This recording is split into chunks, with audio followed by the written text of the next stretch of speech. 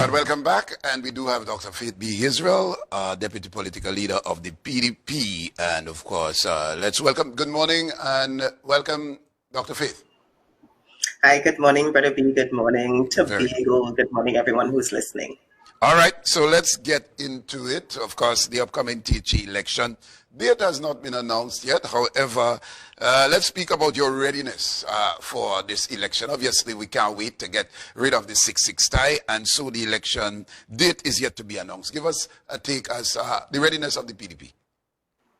Sure. Well, you know, from the night of January 25th, when we got the results that we got, and we were very open to working with the other political party. After a while, when we realized that that was not working out, people on the ground started saying, Dr. Faith, don't afraid, you know, we're ready to go back. We didn't go and vote before. Plenty of us didn't do what we were supposed to do. But don't worry now. Don't afraid the election. We're ready to go back. And that has given the PDP a sense of assurance that the people of Tobago are finally ready, are finally waiting, are finally excited for the opportunity to be very, very, very decisive. You see, we just came about a couple of years ago. We new on the block, basically. Came from nothing, came from one man with a truck and a blowhorn kind of thing under a street light, and we had to prove ourselves to Tobagonians. And I think since 2017, at least, we have been proving ourselves to be the ones who truly represent Tobagonians. And because of that, Tobagonians are ready to vote for the Progressive Democratic Patriots. And because of that, we are ready to go back to the election. They could call it tomorrow. We're ready. All right, let's get to your presence in the public domain, obviously. And yeah, let me say it, as a professional, I respect your presence, given that you are a medical. Give us your degree in public health. What is it? Yes, so I have a doctoral degree in public health, behavioral and community health sciences is the specific area. Right. And what I'm pointing to is your bigness, you know, and in ignoring or putting aside the politics and deal with this crisis that this world is facing. And you as a professional, whether it's on TV, whether it's on your platform, on your social media platform, you have taken the professional that you are, informing the public how important it is to vaccinate. And that has to be commended, and we really appreciate the knowledge that you have disseminated to the public, and that just had to be acknowledged. I couldn't just let you come here and not say it from one professional to the next. So really, congratulations as far as that is concerned. All right, so. Well, thank you, but before you go on to the next question, though, it's not just about the professionalism to vaccinate. I remember I've been talking about this from the beginning, since we started last year, you know, March or so, because all of my years of going to school, I mean, this is the moment that in essence I went to school for. We are doing the practical of all of the things that we spoke about in theory while I was going to school. So when we talk about the testing and the need to really continually test, which we haven't yet gotten there yet, and that's part of the problem why we have the cases popping up the way we do in Tobago yet still, because we haven't done the kind of testing that's necessary. And the response is not quite there yet, but yes, thank you so much. I could not just sit down, I could not just shut up and allow this to happen without doing something. Yeah. And in my mind, I was kind of, you know, what do I do? What do I do? And I figured I'll open my mouth, I'll speak, I'll do what the talent that God has given me, and hope that people accept it, hope that people use the information that I give. You know, it's you know, and we'll get the election and COVID later on in the conversation. And so we just had to acknowledge, I had to acknowledge that, because I spoke about it with Dr. Mohammed yesterday and others that I meet every time. All right, so let's get into the configuration of the EBC. Your leader said that you're not interested in contesting what was defined, or they put the configuration of the EBC. You are not interested in that. You just want to get back. Just give us a perspective on these new seats. We heard the argument. I think it was Watson that said it is convenient for the PNM, given that they're in office and they may have had an influence on the EBC and so on. Your perspective? Sure. Well, my perspective is basically the same, when we looked at where the lines were cut. Well, first, let me say that in my mind, I thought that if we were going from 12 to 15 seats, the safest way to do it, the most fair way to do it would have been to say, let me scrap all 12, start from scratch and create 15 seats. But that is not the method that the EBC used for whatever reason. Maybe they don't have the technology to do that very quickly right now. I don't know. But either way, we are not going to fight against what the EBC has done. We are not going to, try to not have the election or anything like that. Certainly, that's not the direction we are going. But we do understand that if you just look at the map, I mean, you don't even have to be political about it. If you look at the map, the areas where the 3 new seats are areas on the map that are red. So it's not even a political thing to say that. That is what it has become. So it does seem to give the other side a slight unfair advantage. But that is not deterring us. That is not stopping us. The people on the ground are who make the decision. And I keep telling people, election day is probably the only day where every single adult, every single human being who is over the age of 18 years old, in Tobago specifically, is equal. And I mean equal. It doesn't matter whether you have 1 cent in your pocket or if you have $10 million in your bank account sitting somewhere. You are equal. We are all equals. And we show our equality, or we use our equality by what we do with the stamp, and then we stick the finger in the ink. So it is up to the Tobagonians to determine what they do with what may seem to have been an unfair advantage to one party or the other. So I am encouraging all of us, you see all who stay home January? It's all your causes, eh? It's all your causes. Don't stay home again, please. Don't stay home again. Okay. Answer. All right. Based on Dr. Mohammed yesterday, he's saying the PDP will sweep the East. Well, let's come to your seat, your electoral district, and it's now changed to Belgarden, Glamorgan.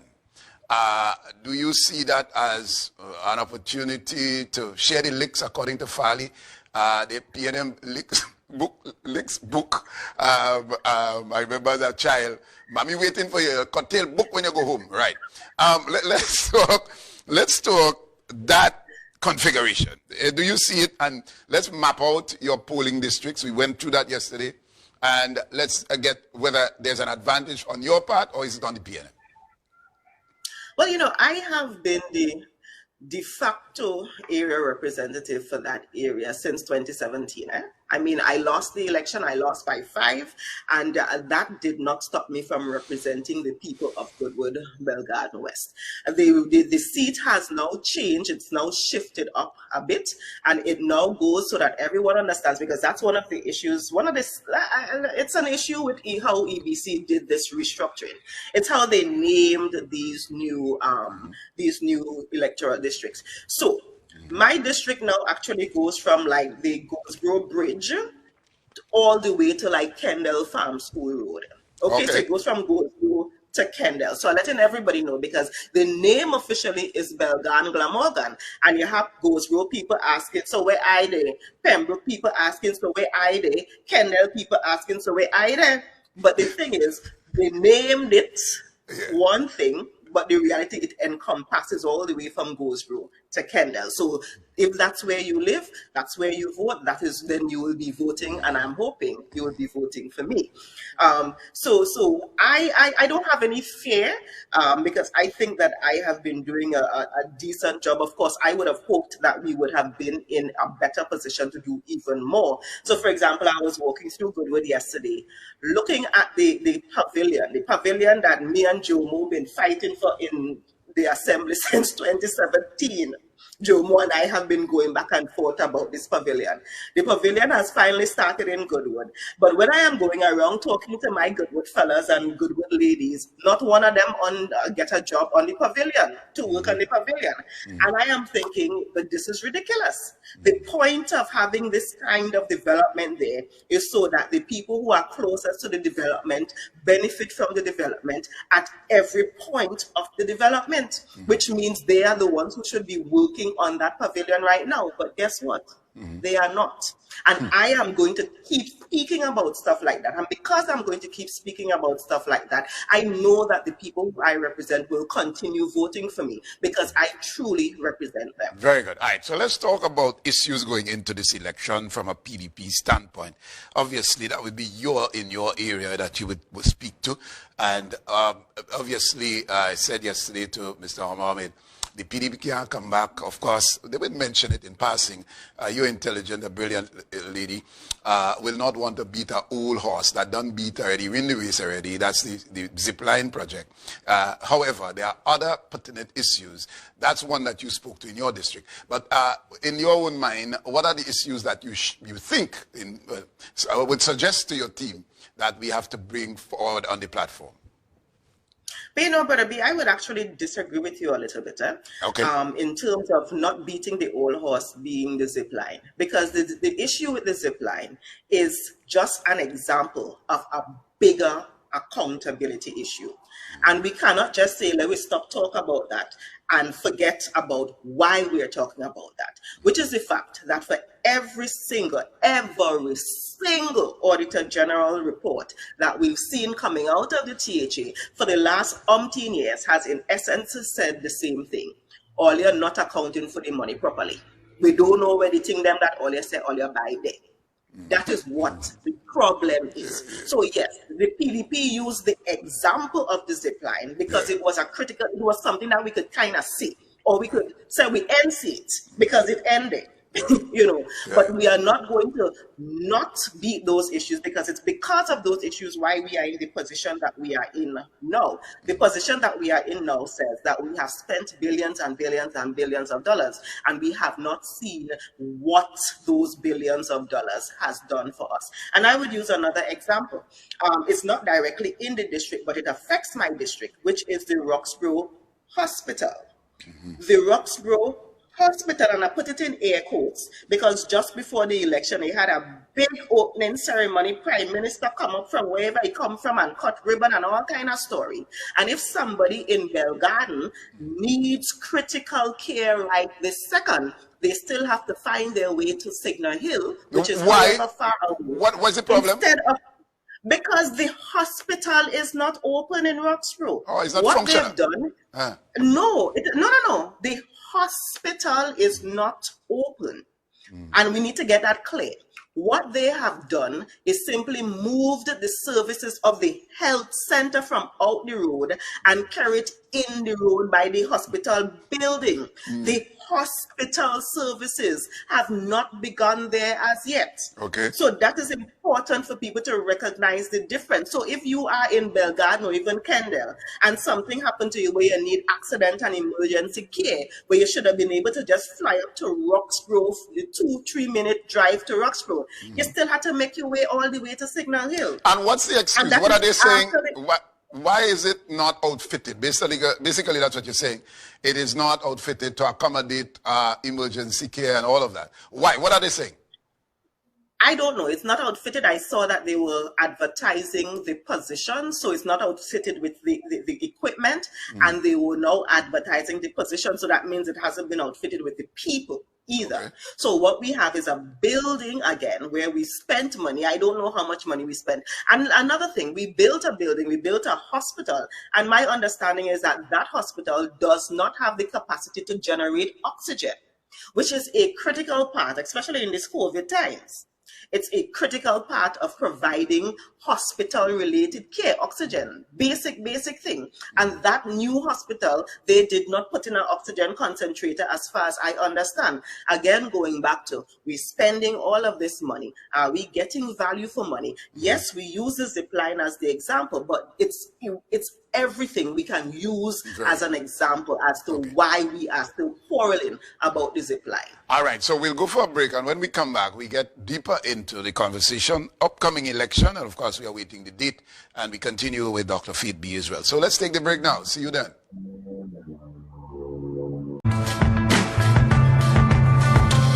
And welcome back, and let's welcome back our guest, Dr. Faith B. Israel, of course, Deputy Political Leader of the PDP, and, well, do you still claim Shadow Secretary of Health, or, well, you're officially waiting to take up the position after the election? Jokingly, I am just joking. Go ahead. Yes, well, waiting, hoping that Tobagonians give me the opportunity to do that. But before we go there, I want to, one of the ads that the Channel 5 showed between the last segment and this was for Maconie Hardware in Richmond. And it's so sad that we had to attend the funeral of Mrs. Maconie, Miss Jeanette, yesterday. So I want to publicly extend condolences to the family. And of course, we heard our boy Beko passed away recently again and again. Condolences to his entire Beckles family. All right, and of course, we join you in extending our condolences, obviously.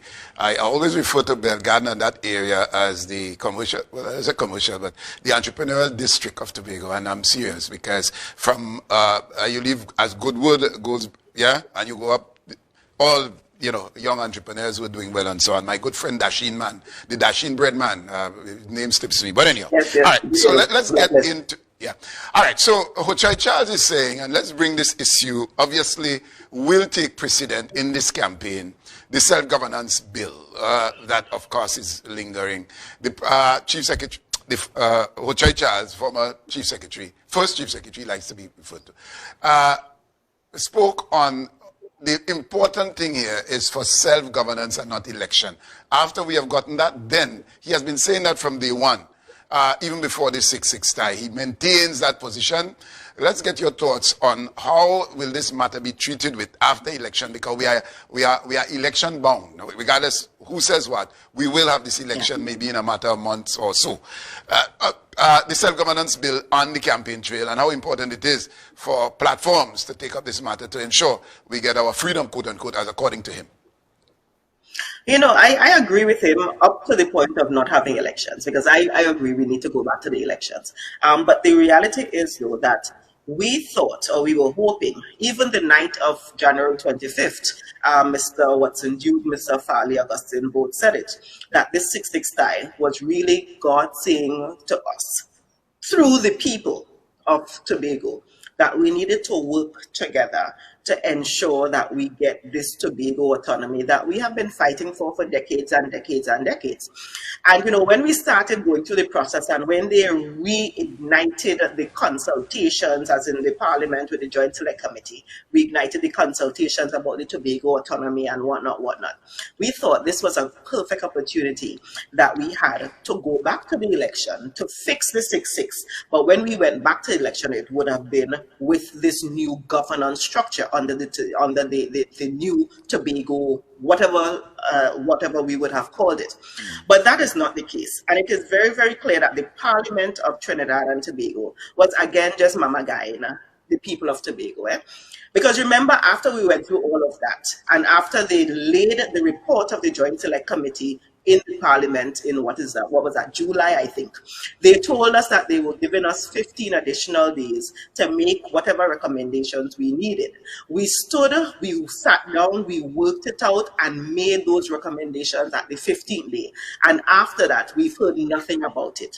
So the Parliament of Trinidad and Tobago has not even had the courtesy of responding to say, oh, we get a letter, we're looking at it, this is what we're going to do, this is where we're going, and so forth. None of that has happened, and to me, that is just so disrespectful. Instead, we heard that, okay, you know, we're no longer dealing with that. We're just going back to the election with the 15 seats. We are very upset about that, and it cannot be removed from the table because that is critical.